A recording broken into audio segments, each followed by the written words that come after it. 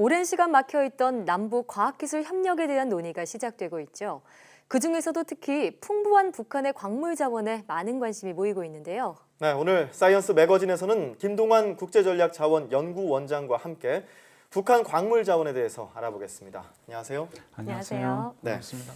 자, 남북 과학기술 협력이 지금 급물살을 타는 듯 했는데 앞으로 또 가야 할 길이 많잖아요. 조심스럽게 논의가 필요한 부분도 있고. 먼저 그 북한의 광물 자원 분야 먼저 주목하는 이유가 있지요. 예, 그렇습니다. 우리나라의 미래 과학기술 분야 발전에 가장 기본적이고 필수적인 요소가 광물 자원입니다. 네.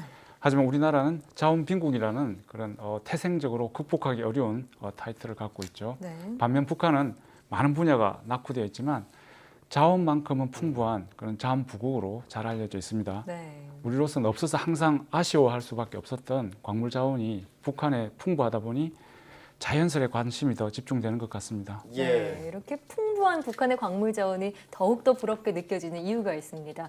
우리나라 산업에서 이 광물이 안 쓰이는 곳이 거의 없잖아요. 네, 그렇습니다. 어느 정도 규모인가요? 이제 우리나라의 경제 구조상 이 광물의 중요성은 이루 말할 수가 없습니다. 이 천연 광석의 경우엔 99.6%를 수입하고 있고요. 특히 4차 산업혁명의 필수적인 희소금속들, 뭐 코발트, 히토류 등은 100% 전량 수입에 의존하고 있습니다. 최근 들어 희소금속에 대한 수요가 급격하게 높아지는 반면에 매장량 및 생산량은 극히 일부 국가에만 집중되다 보니까 가격과 공급이 요동치는 문제가 자주 일어나고 있습니다.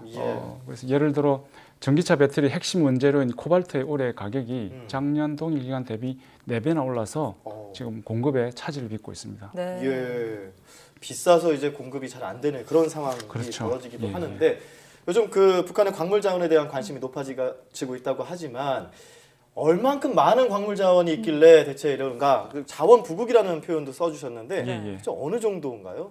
이제 북한의 광물 자원 종류는 총 42광종으로 석탄광 1종, 금속광 22종, 비금속광 19종 등이 있습니다. 이 주요 광물은 첨단 전자장비와 항공우주 산업에 많이 사용되는 마그네슘의 원광이죠. 이 마그네사이트로 약 60억 톤 세계 매장량 1위입니다.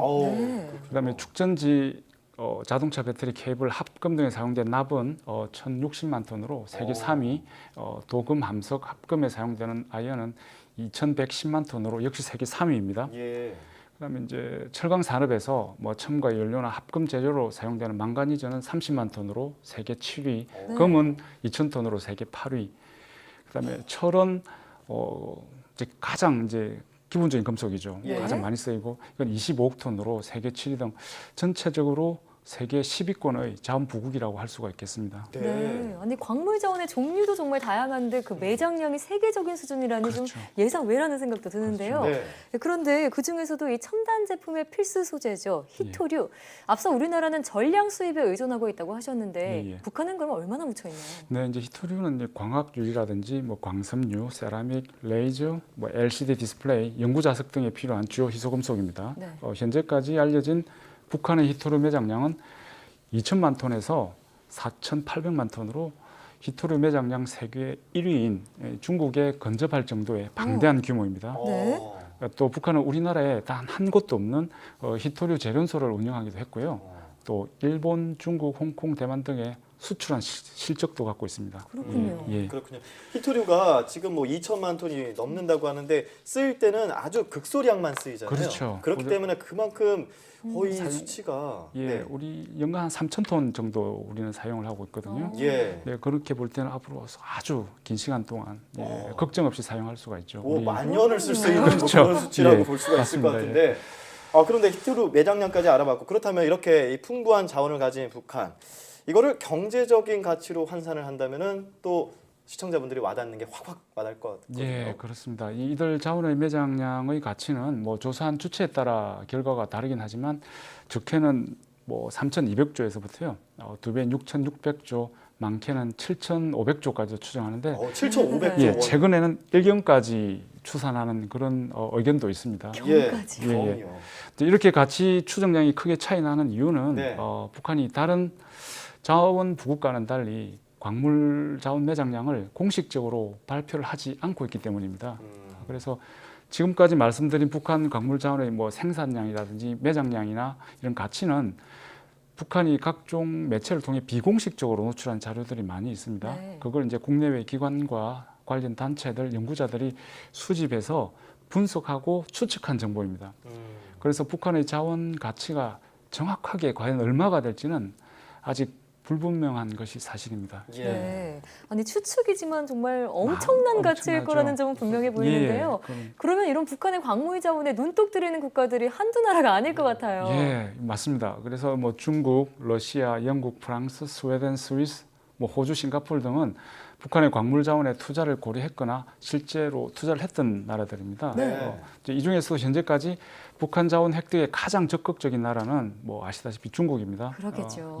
중국은 이미 북한의 경제성 높은 19곳 이상의 광산 채굴권을 선점하기도 했고요. 계약 기간도 10에서 50년으로 아주 장기간이고 특히 북한의 히토류 탐사 채굴 판매 권한까지도 획득한 그런 상태입니다. 네. 예. 그래서 이처럼 중국은 북한의 부족한 식량과 각종 자재를 국제 시세보다 낮게 이제 공급해준 대신에 북한 광물 자원을 좀 헐값에 좀 썰어 담고 있다는 표현이 과언이 아니라고 지금 할 수가 있습니다. 그렇네요. 예, 얘기를 들으니까 조금 북한에게 서운한 감정도 느껴질 정도로 중국에다 그렇게 헐값으로 이렇게 판매를 하고 있는데 여러 가지 이렇게 보니까 이 북한에 대한 광물 자원 여러 나라에서 눈독을 들이는 건 확실한 것 같습니다. 맞습니다. 그런데 우리나라가 이 안에 빠져 있는 게 조금 아쉽거든요. 예. 앞으로 과학기술 협력을 통해서 이런 광물 자원에 대한 협력도 증가해 나갈 텐데 어떤 것들이 있을까요?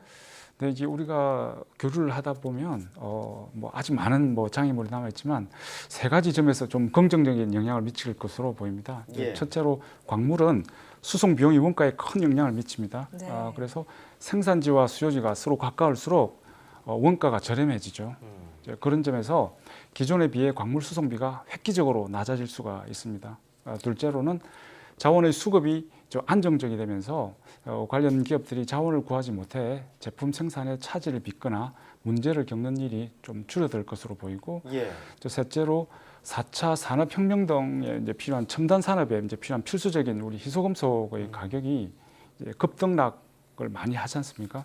이제 앞으로 그런 부분에 대해서 우리가 일일비하지 않아도 된다는 그런 것들이 있을 수 있고 그래서 이를 통해서 우리 기업들이 생산하는 첨단 제품의 국제 가격 경쟁력이 또 강화될 수가 있습니다. 예.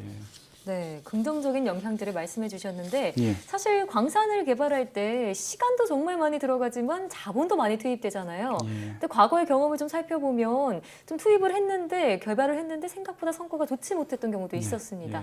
북한의 광물 개발은 어떤 식으로 접근하는 게 좋을까요? 예, 아주 중요한 질문을 해주셨는데요. 이제 북한의 광물 자원 개발 이전에 아직은 우리가 비핵화라는 거대한 장애물이 남아 있고요. 네. 또 실제로 거기 방문해서 네. 탐사하는 기간도 5년에서 한 10년 정도 걸리거든요. 네.